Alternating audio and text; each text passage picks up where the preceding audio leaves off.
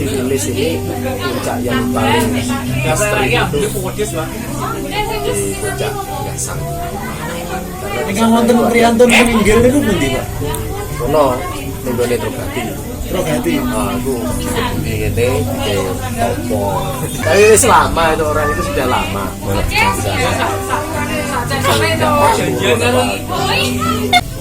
Tan Malaka niku teng ndi, Pak? Tan Malaka.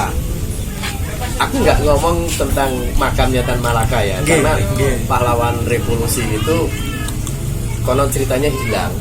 Beliau dibunuh di daerah Selopangku. Apakah itu makamnya Tan Malaka? Saya juga nggak bisa memastikan. Tapi yang jelas di sana dituliskan bahwa di situ ada pahlawan revolusi Tan Malaka. Tan Malaka itu kan Medan sebenarnya. Sumatera Barat. Iya. Padang Ya. Jadi ada beberapa tokoh-tokoh pahlawan kita ini yang hilang, yang dia mungkin rasa menghibur akhirnya hilang begitu. Seperti Supriyadi. Nah, Supriyadi ini kan kelahiran Trenggalek sebetulnya. Trenggalek, terus kemudian dia memperkuat tentara peta. Nah, akhirnya hilang, nggak tahu dibawa Belanda atau gimana, akhirnya hilang. Zaman Majapahit contohnya, zaman Majapahit itu ada beberapa penemuan seperti ini ada cerita aja, saya hanya ngamati cuma belum membuktikan. Ditemukan makamnya Raden Wijaya Trawulan. Ya lah, coba bagaimana? Nah, waktu itu zaman Raden Wijaya itu agamanya apa? Hindu Buddha. Kepercayaannya apa? Hindu Buddha. Ya toh? Kalau kita sudah ngomong Hindu Buddha, tidak ada makam. Yang jelas harus dibakar. Podo karo ning Bali, dibuang. Kremasi. Jadi kalau itu ada makam berarti zamannya Muslim. Nah itu, jadi para budayawan itu pasti mikir kalau ada makam. Ini kadang di beberapa tempat akhirnya mereka mungkin ada alternatif jawaban bahwa petilasan jawabannya. Ya mungkin bisa juga disebut itu satu petilasan, tapi jangan sampai dibuat makam. Nah, kalau sudah makam mujuri ngalor ngidul itu wis budayanya sudah masuk di situ. Kalau kita pengen menjadi satu pengingat uri-uri budaya yang asli, budaya yang real. Memang kita tidak boleh mencampur aduk. Kalau kita ngomong budaya, mencampur aduk. Kalau budaya ya murni budaya. Ya anak-anak ini loh pengennya itu. Nah sekarang kayak penjenengan Sabak itu tahu apa enggak? Pernah dengar. Damel nulis niku nggih. Ya. Damel nulis. Iya. Jadi Sabak sama grip itu untuk nulis, Sabaknya, gripnya untuk pensil. Nah, itu kita akan tampilkan di sini supaya apa? Anak-anak itu tahu bisa menghargai buku. Karena dulu itu cuma dapat jatah satu Sabak itu ditulis, setelah ditulis nanti menghafal ini. Murid-murid menghafal, setelah menghafal dihapus. Nah ini, jadi orang anak-anak dulu tuh otaknya sebetulnya karena mungkin keadaan. Jadi akhirnya dipaksa untuk mengingat ngoten. Tapi tidak dipungkiri sekarang. Zamannya sudah. Pada saat Kauripan ibu kotanya Kediri ini dulu di Sidoarjo. Setelah itu pecah jadi dua, yang menjadi pecah itu anaknya Rangga. Kemudian dibatasi sama Empu Barada. Sungai Berantas itu untuk batasi. Makanya sekarang kalau ada wong kulon kali arep rabi karo wetan kali harus mematahkan sabdo Pandhita Ratu Empu Barada. Ngejoke titik. Cemani. Iya. Supaya tidak terjadi sesuatu. Itu apa ya? Ya kebiasaan orang Jawa. Budaya. Setelah pecah kedua, akhirnya yang Etan Kali itu Jewondo, ibu kotanya tetap Kauripan di Sidoarjo. Yang Panjalu ini ibu kotanya masuk ke Doho. Doho itu bukan jalan Doho, bukan. Doho itu dari kata Doho Puro, dari Doho Puro. Nah, di mana tempatnya sampai sekarang sebetulnya masih gonjang ganjing ini di mana tempatnya. Tapi yang jelas tempatnya itu kemungkinan besar di sungai, di samping Sungai Berantas. Pulang kali Sungai Berantas di dekat pelabuhan. Di mana ada pelabuhan? Ya, Nggih. makanya di situ ada beberapa banyak bangunan-bangunan budaya. Itu Sungai Berantas.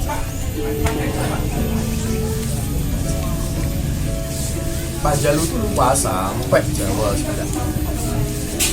Nah, terus kemudian itu kan perang terus.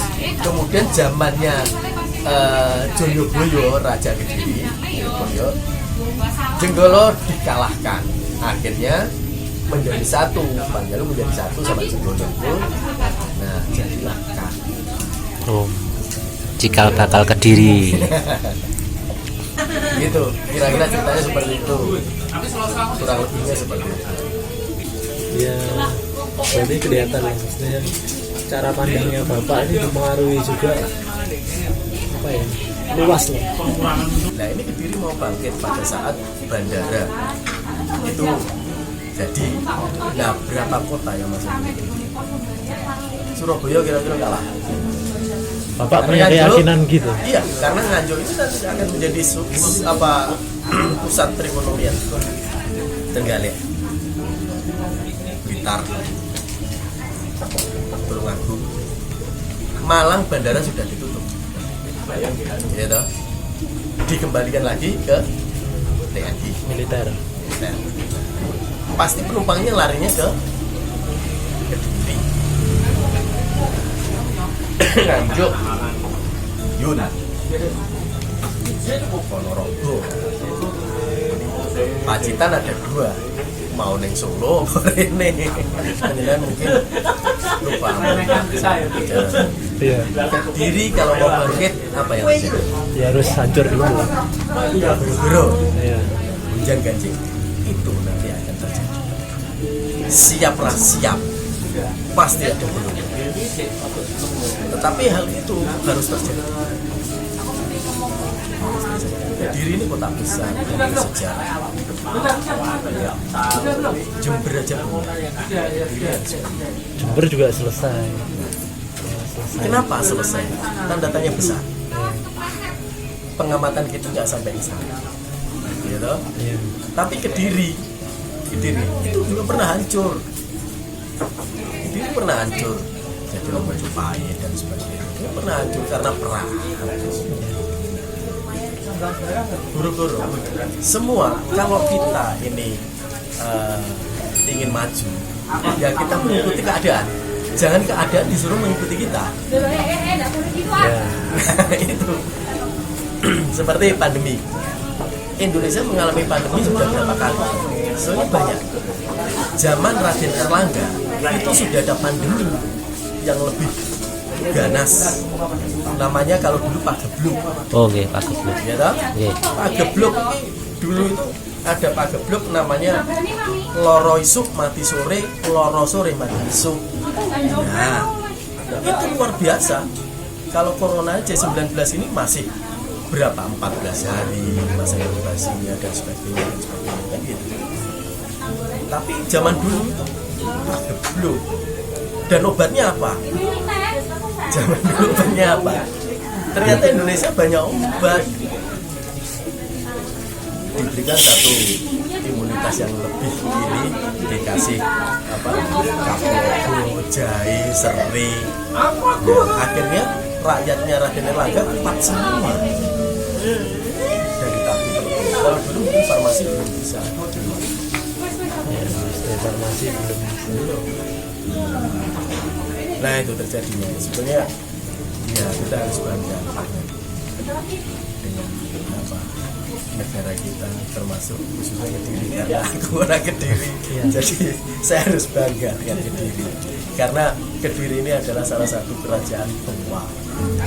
Ya. Dengan adanya bandara Ya. itu pasti mulai dari pengiriman logistik dan sebagainya dan itu kumpul tersentral di Kediri. Kalau tersentral di Kediri, orang-orang tersentral di sini perlu hotel apa enggak? Perlu hotel. Gunung Wilis ini nanti akan penuh dengan apa? Bangunan. Dengan bangunan. Bangunan seperti apa? Ya, villa-villa banyak. Dulu penjenengan kalau lewat sini jam 4, Pak Modo, jam 4 di sini bagaimana? Hutan. Tidak ada yang berani. Gelap. Jam 4 itu sudah gelap. Ngeri. Pada tahun 1982 terjadi longsor dan numpuk manusia di sana. Di daerah Dasuk bawahnya ini. Betul ya, Pak Modo?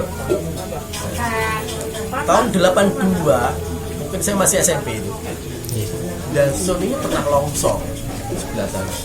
Mengubur berapa keluarga. Gelap. Nah sekarang sudah mulai. Ini dusunnya dasar. Nah kenapa Gapuro, kauripan balik ke Gapuro saya ini? Gapuro ini saya hadapkan ke sana, bukan ke jalan raya sana, tapi miring ke sana. Ini menuju ke puncak Gunung Gasang. Oh, Ya. itu tujuannya. Ya, di mana Gunung Gasang menurut keyakinan saya karena di sana ada satu penemuan patung Garuda berarti Wisnu. Berarti Raden Erlangga. Saya memiliki keyakinan bahwa Dewi Kili Suci itu ada perabuannya di sana. Dan jalan satu-satunya aksesnya ya dari Selo Mangkleng ke atas Selo Bali, turun lagi Jati Panji, terus turun lagi ke belakangnya Waterpark itu ada lumpang-lumpang terbilang. Jalan lagi ke sini desa dasar berhenti sebentar ini. Ini yang besar-besar ini. Nah, berhenti di sini, kemudian beliau ke Gunung Gasang. Di sana mungkin beliau sedo diperhatikan di sana. Itu keyakinan saya. Untuk kelanjutannya mungkin saya harus ekspedisi ke sana. Di sana ada penemuan prasasti, tulisan. Karena kalau kita mengacu pada sejarah kita harus ada bukti-bukti, misalkan mungkin masuk ke kitabnya Calon Arang.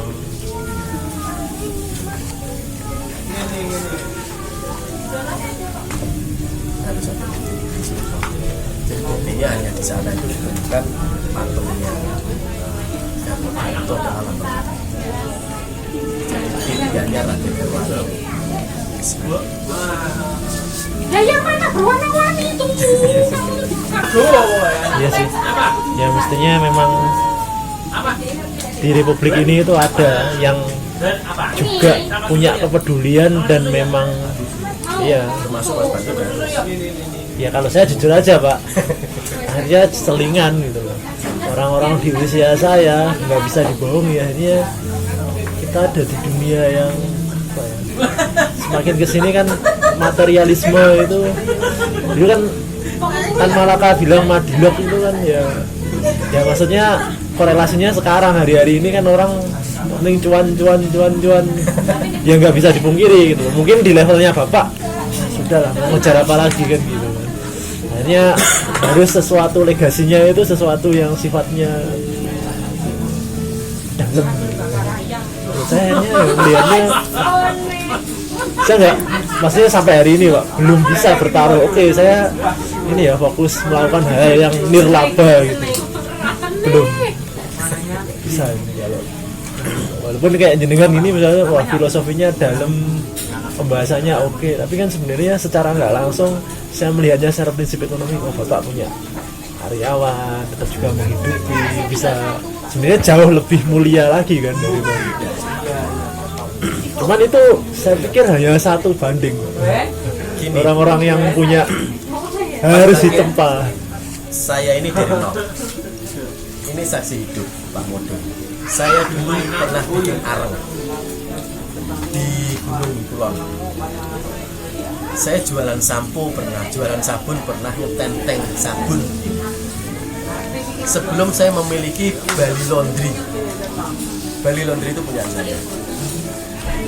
Nah, sekarang mungkin sudah masuk 1 sampai 2 ton yang belum yang ada di Bali.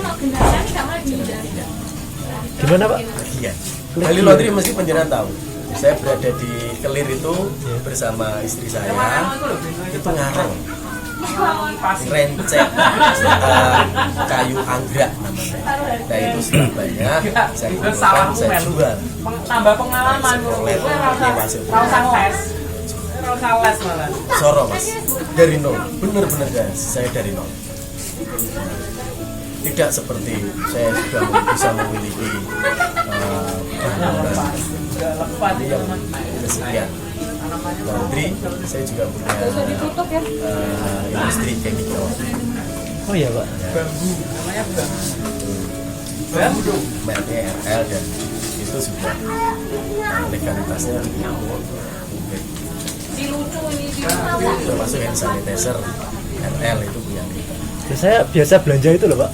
Serius, ya hand sanitizer. Lah penjenengan belanjane nggonku. Murah. Serius, saya kan kebetulan di kantor suruh belanja-belanja. Produk itu yang saya, wah ini. Nah, hand soapnya kita sudah ada. Oh ya? Soap, Indonesia, hand soap, cuci kaca. 5 tahunnya orang tentu kelakon. Ini sebenarnya tanpa Bapak harus menjelaskan tadi. Cuman itu detailnya memang saya nggak tahu. Tapi untuk orang punya masterpiece seperti ini, ini nggak mungkin ujuk-ujuk. Pasti di saya pengalaman saya Pak ya, sependek pengetahuan saya setiap ketemu orang-orang hebat. Produk ini hanya istilahnya udah dari produknya aja udah kebaca ini. Seberapa dalam perjuangannya kah, kerja kerasnya kah, cara pandangnya kah, itu sudah terbaca gitu. Makanya ini kawan ini tak ajakin ke sini. Walaupun saya beruntung hari ini bisa. Lengkapnya sinten jenengan namanya? Saya Oyan. Pak Oyan. Oyan Effendi. Oyan. Pak Oyan ini ya tadi mengafirmasi aja gitu. Tapi tanpa itu pun pasti nanti saya akan pulang. Oh hebat. Ini kebetulan dapat cerita langsung dan maksudnya beberapa kali juga saya datang ke tempat-tempat yang ya ini ya saya bilang liar lah, kita itu ngopi-ngopi liar aja ya. Ngopi-ngopi liar ya, kebetulan karena memang akhirnya saya dapat memahami kenapa orang dulu hidup nomaden, karena ternyata di dalam satu area itu ya kalau saya pribadi menjemukan gitu. Orang harus sedikit peling ya, peling saya. Ini satu pengalaman pribadi. Jadilah orang yang tidak pernah kapok untuk bangkit, ya itu aja. Jangan kapok untuk bangkit, karena kalau kita itu balungan gajah orang bangkit terlampau.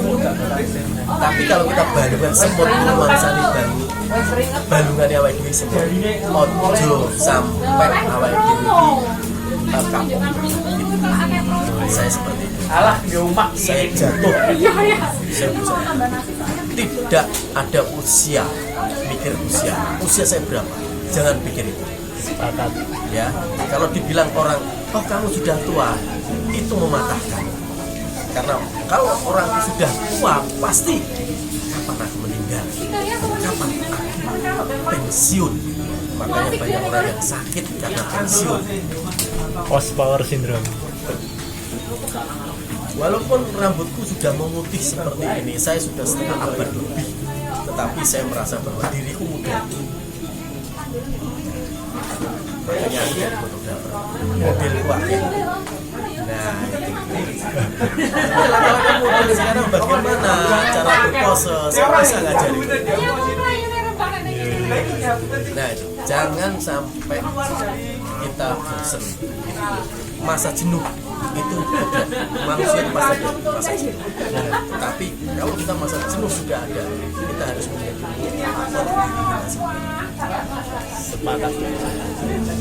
Ya, kita boleh jatuh 20 kali asal bangkitnya 21 kali ya tetap kita setuju. ya. jatuh 2 kali nggak bangkit, bangkitnya 2 kali ya udah selesai. Nah,